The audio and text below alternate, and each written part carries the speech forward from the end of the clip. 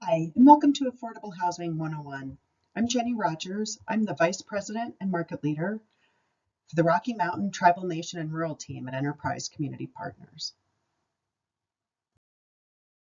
The Division of Housing partners with local communities to create housing opportunities for Coloradans who face the greatest challenges to accessing affordable, safe, and secure homes. DOH supports projects ranging from homelessness prevention to homeownership.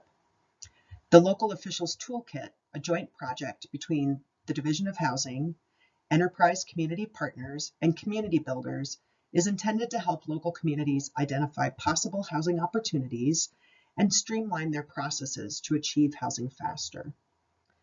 The toolkit will explain affordable housing in the context of Colorado.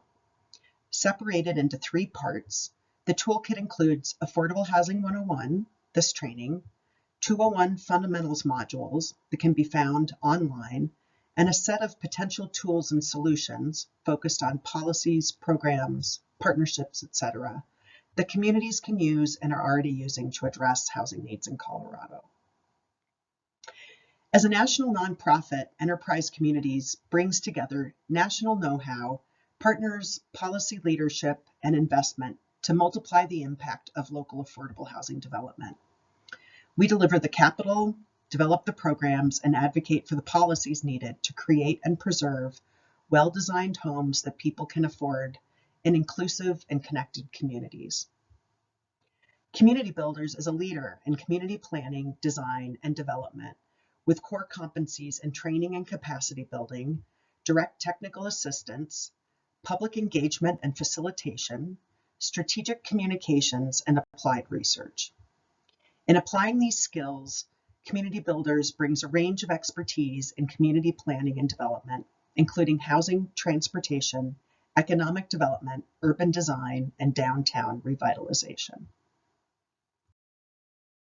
So what's on our agenda for this training? First, we're going to review what is affordable housing. Why is affordable housing needed? What are housing outcomes and state needs?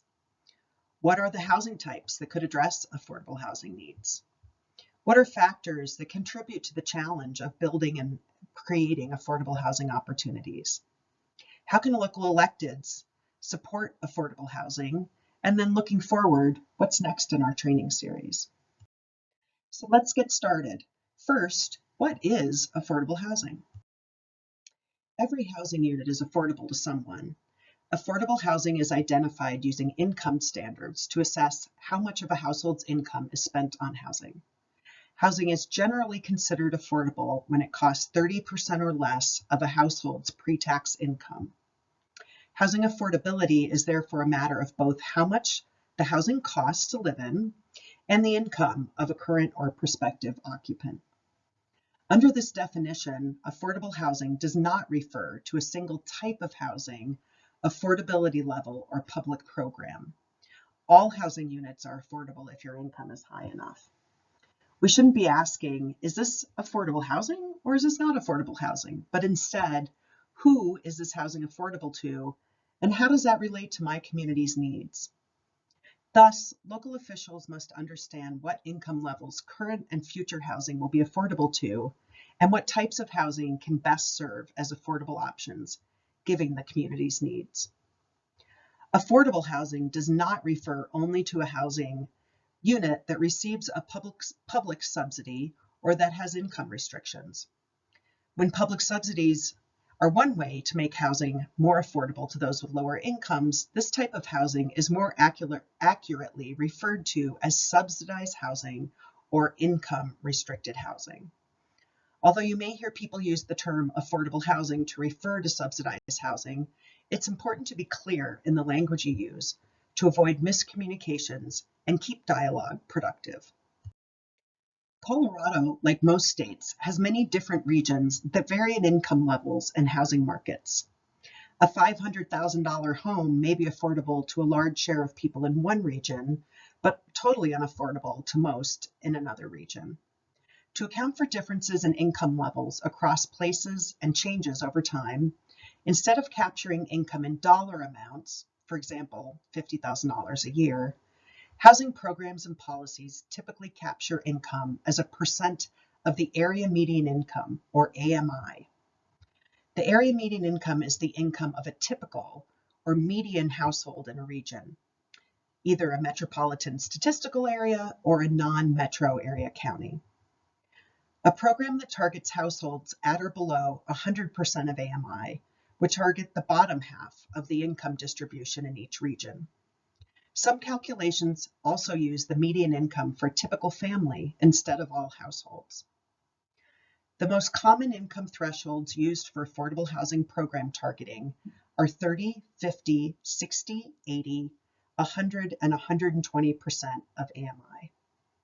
Specific income thresholds will typically be set by the agency who administers the program. For example, the U.S. Department of Housing and Urban Development, or HUD, sets the limits for most federal housing programs. In addition to accounting for differences in AMI, housing programs also typically adjust income thresholds based on the size of the household or family. For example, a household earning $40,000 per year in a region where the AMI is $80,000 would have an income level of 50% of the AMI. If that same household lived in a region where the AMI is $50,000, they would have an income level of 80% of the AMI.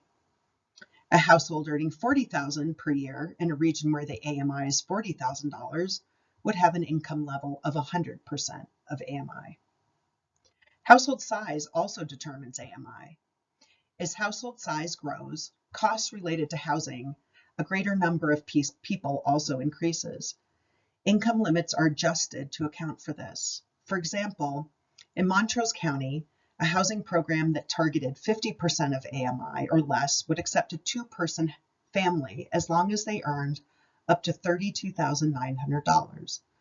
But a four-person family would be allowed to earn up to $41,000 and still qualify for the program. Affordable housing can refer to a wide range of housing models and development approaches. Affordable housing can be rental or for sale. It can be in single-family homes or in multifamily buildings. It can be subsidized or unsubsidized. Each model has its own characteristics, advantages, and disadvantages. For example, developing a new multifamily building can create more housing units with a lower development and land cost per unit compared to the same number of single-family homes. But they may also face additional community resistance in communities opposed to more dense development than what exists today. Multiple types of housing exist to address needs in your community, including affordable rental housing, redevelopment of existing buildings, rehabilitation of existing housing units, adaptive reuse, homeownership and mobile home homeownership, shared equity homeownership models, supportive housing, and more. Any and all of the options above can be models to create affordable housing opportunities. Thinking back to the way we've defined affordable housing in this training, the question is, what type of housing will be both feasible to develop and best create more and better affordable housing options for those in the community who currently lack good options or potentially who are at risk of losing them? In addition to these characteristics, which relate to the building itself, there are also a number of programs and partnerships that can address a housing needs in a way that go beyond buildings. In our industry, we sometimes talk about the housing continuum. So what is the housing continuum? To consider this question, the Colorado Housing and Finance Authority has developed a helpful summary graphic of the housing continuum in Colorado. This aligns income levels, expressed as a percent of AMI, with types of housing that are commonly affordable at that range. The general progression of affordability level illustrated will hold true in most communities. For example, rental homes tend to be affordable at lower incomes, more affordable than for-sale homes, and permanent supportive housing tends to serve those with the lowest incomes.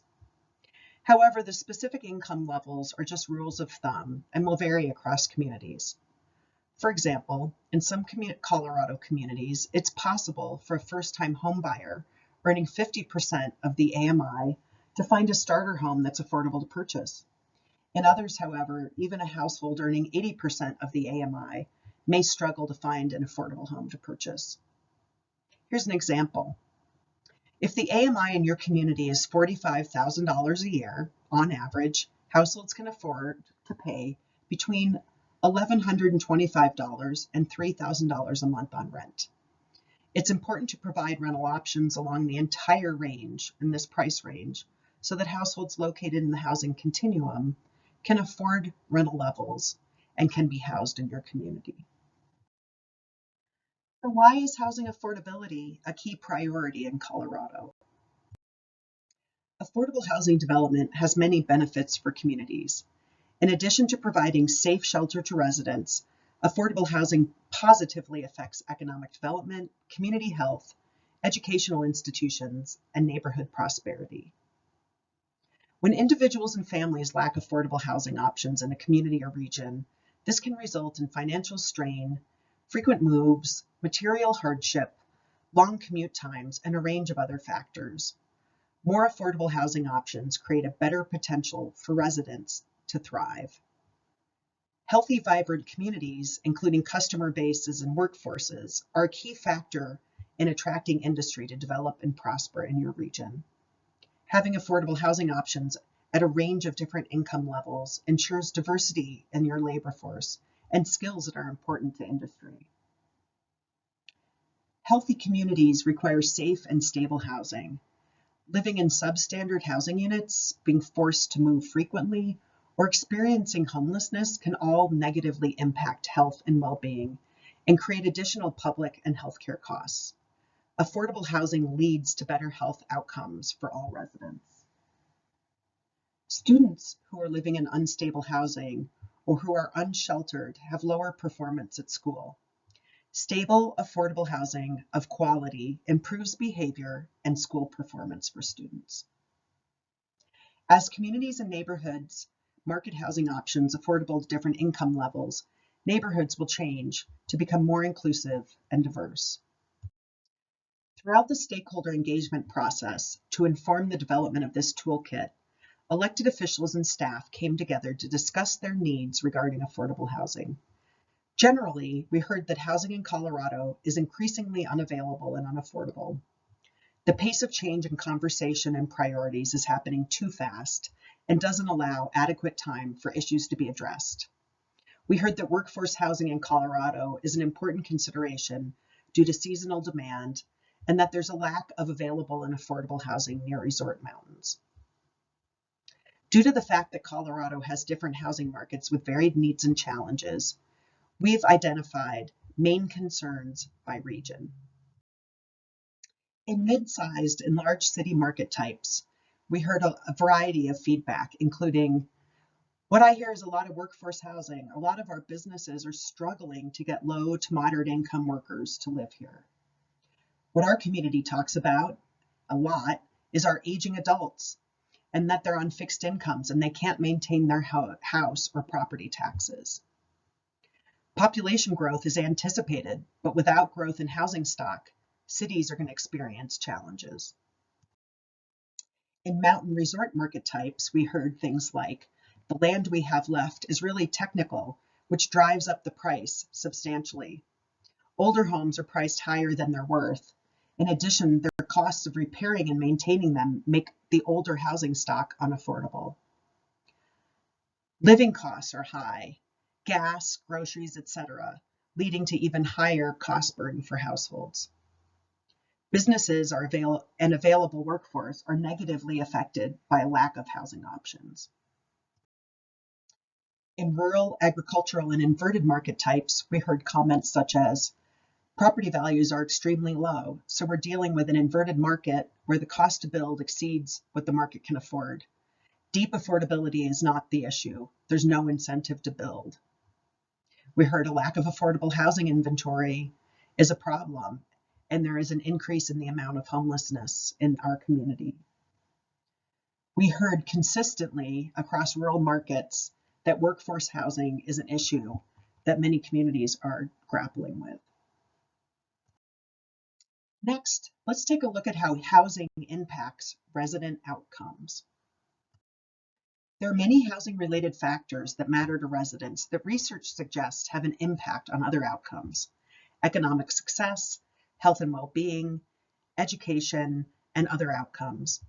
The Urban Institute reviewed the research on how housing impacts these outcomes and identified 5 key housing-related factors: housing stability, housing quality, housing affordability, neighborhood context, and housing that builds wealth and assets. Housing and access to affordable housing options are integral factors when addressing resident satisfaction and community prosperity. Local elected officials play an important role in promoting the notion that housing is an integral foundation to achieving these ideal housing outcomes. Housing stability refers to a person's ability to stay in their home without unplanned or unwanted disruptions or moves, such as those caused by eviction or foreclosure. Stability allows people to invest in their social relationships, communities' health, and education. Unstable housing can impact health and mental health, school outcomes, and employment stability. Housing quality refers to the condition of the unit and its ability to protect and promote the physical and mental health of those who live there. Substandard housing has been linked to poor economic health and socio-emotional outcomes, as well as negative academic and behavior outcomes for children. Housing affordability refers to a household's ability to pay for adequate housing without a significant financial burden. Living in an affordable home can promote a household's ability to save and build wealth, and a high housing cost burden has been linked to psychological distress, which can inhibit a household's power and autonomy. Neighborhood context considers that housing is more than a unit. The set of resources, opportunities, and characteristics of the neighborhood can all help either boost or inhibit neighborhood success. Characteristics like lower income and racial segregation, access to transit, affordable housing, and higher quality schools are all a part of the neighborhood context. Housing that builds asset and wealth relates to the way in which homeownership can provide pathways to upward mobility through home equity, credit, and asset building. But housing builds wealth only if households are able to buy a home, make mortgage payments, and benefit from their home's equity. Large gaps in home ownership and home equity persist between whites and communities of color, particularly Black, Latinx, and Native populations. While each of these is important, there are also trade-offs between them. For example, housing that is of higher quality and located in neighborhoods with better amenities and schools is likely to be less affordable. Similarly, a prospective homeowner may have to choose between purchasing a home, building assets and wealth, in a neighborhood that is farther away from jobs, or choose to rent closer to where they work. These trade-offs reinforce the need for local officials to understand what their constituents value and where housing needs exist, so that they can strike the right balance in housing solutions. Homelessness in Colorado is a critical issue throughout the state and should be considered when analyzing housing stability in your community.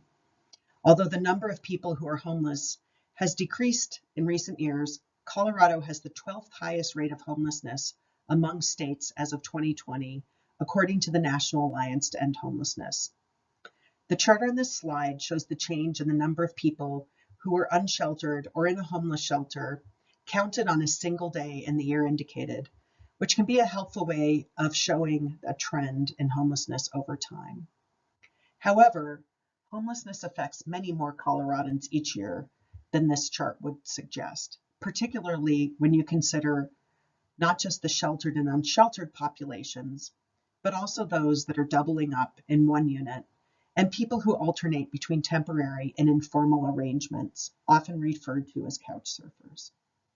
Housing stability and the extent to which Colorado residents have access to long-term, stable housing is a housing outcome of particular salience for elected officials.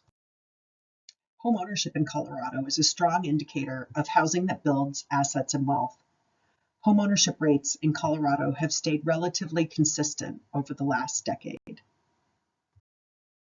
This cost burden chart shows the extent to which Colorado renters at different income groups are cost burdened, spending more than 30% of their income on housing-related costs, and severely cost burdened, those spending more than 50% of their income on housing-related costs.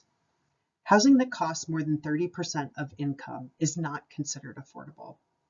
It's clear that renter households with extremely low incomes and very low incomes are the most cost burdened and the most severely cost burdened in Colorado.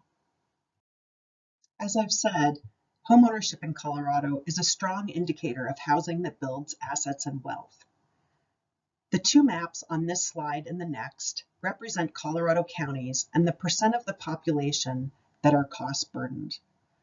The vast majority of counties in Colorado have 30% or more of their population of renters that are cost burdened. Comparatively, 5 counties have 30% or more of their homeownership population experiencing cost burden. In Colorado, cost burden is significantly higher for renters than owners. Please take a look at this map that shows renter cost burden across counties in Colorado. Again, renters in Colorado are more cost burdened than homeowners. Additionally, it's important to recognize how race and ethnicity play into cost burden status. More than half of Black or African American renters, American Indian or Alaska Native renters, and Hispanic renters all experience some cost burden in Colorado. Next, let's consider the factors that contribute to our housing challenges in Colorado. While this is a recorded training, please take a moment, stop the video, and take a moment to write down the top 3 challenges that you would consider are part of the problem to bringing more affordable housing to your community. There are a number of issues that contribute to the challenge of creating housing that is affordable. The development process is complex and often time-consuming. In addition to a developer needing to organize a development team, there are important considerations such as funding sources, zoning laws and regulations, lengthy public processes, and unexpected expenses that can delay development. There are many factors that can be a barrier for development to occur or increase the cost of doing so, including the following: land and product availability, costs of land, materials, labor, professional services, and community benefits, public processes, the uncertainty of them, the length of time it can take to get through them, and NIMBYism, competition for and limited supply of financing for acquisition, construction, and rehabilitation, regulatory barriers, access to water and utilities, and the capacity in your local community to develop affordable housing. These issues and what local officials can do to help to address them are discussed in more detail in subsequent trainings. Depending on their specific role, local governments and officials have the ability to influence each of these challenges. Some of the challenges that local officials in every community can address are the public process. How are projects vetted? How does the community have input on processes? Also, how does the community provide resources for affordable housing development? Your community and local officials can address regulatory barriers that may be causing undue hardship for building affordable housing. Your community can also deal with water and utility issues. Some of the typical challenges faced by mid-sized and large city markets are combating NIMBYism and resident opposition to new affordable housing development, complex development processes that can slow down or be a barrier to entry for those who want to develop affordable housing, and then providing access to gap financing to ensure that projects have the resources needed to be constructed. Many mountain resort markets struggle with the availability and cost of land, construction, development, and supply chain costs that drive up the cost of building affordable housing. High labor costs and high demand for that labor can also be barriers. Some of the challenges faced by rural, agricultural, and inverted markets include facing infill development challenges or having to develop on brownfields, which can be costly to remediate. Access to water and utilities can be costly or challenging. The cost of development may exceed what the market can afford or what people will pay for a home. The cost of development may exceed appraisals of finished units in some communities. In many communities, there's limited or older housing stock. And there may be other challenges that your community partners are facing, such as capacity for things like grant writing. So let's dig a little bit deeper into how local officials can support affordable housing. Local plans and policies have a significant impact, for better or for worse, on housing choices and affordability in your community. At the most fundamental level, communities need to ensure their plans and policies make it possible to build diverse housing choices in accessible locations. Communities can go farther by creating policies that incentivize development of below-market housing, or further still by adopting policies that require a portion of affordable homes as part of significant development projects. Many of these strategies require minimal public investment and focus on leveraging existing public services and resources to support a healthy housing continuum. In Colorado, there are a number of examples in which policy has supported and encouraged the development of affordable housing. One example is from Boulder. Boulder's inclusionary housing ordinance requires 25% of units in a new development be reserved for affordable housing.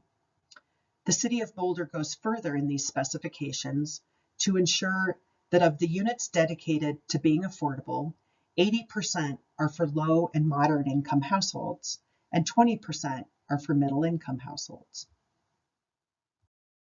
Funding sources at the federal, state, and local level exist to aid in affordable housing development.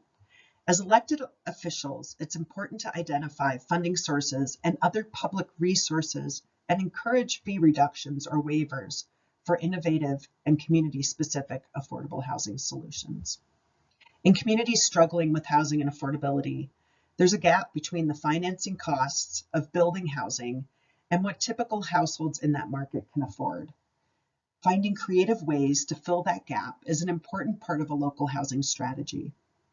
Local elected officials can support affordable housing development by creating funds designed specifically for financing this kind of development. For example, Summit County elected officials passed approval for locally designated funding sources specifically for the construction of workforce housing. There are a growing number of programs and initiatives communities are using to expand housing choice and affordability, even without the longer timeframes of new development. Additionally, to make meaningful progress, most communities need to support organizations offering programs such as rental assistance, housing counseling, and others, or develop the capacity to create and lead these programs internally, as well as to engage public-private partnerships, seek and leverage funding, and administer other elements of a local housing strategy. In Vail, through the Vail Local Housing Authority, they contribute part of the purchase price of a home in exchange for a permanent deed restriction. Unlike most other deed restrictive programs, Vail indeed has no income or resale caps. Instead, the permanent restriction limits resales only to people who work in Vail or Eagle County. This keeps units from being turned into second homes, the fate of roughly 90% of all private sales in town, and ensures that they are available for local employees. Local officials can be a key champion for affordable housing development. Local officials can build awareness for the current need for affordable housing in your community and describe what affordable housing solutions could be used to address the unique context of your community. Local officials should include residents and constituents in conversations about solutions and how more options for affordable housing can benefit the community. Local officials should encourage community participation in any process to build affordable housing and learn about residents' housing needs. Engaging with the community will identify high priority challenges in addition to providing an opportunity to address concerns about affordable housing development. Building partnerships and resident relationships allows for better communication about future developments and incorporates a community-specific lens that will help create affordable housing developments unique to the needs of your community. Thank you for joining our training. So let's look ahead and see what's next. The Local Elected Officials Housing Toolkit offers not only this Affordable Housing 101 training, but also other training modules on the fundamental topics in housing and development. We also have a set of potential tools and solutions, policies, programs, partnerships, etc., that communities can use and are already using to address housing needs in Colorado. In addition, we'll be providing customized and in-depth trainings throughout the state in the next few years, as well as some virtual trainings. If you're interested in accessing expert technical assistance, please use the online request form and request assistance based on the needs in your community. For further learnings, access these additional resources at the Colorado Division of Housing webpage or contact their staff for more information. Thank you. The Division of Housing's portal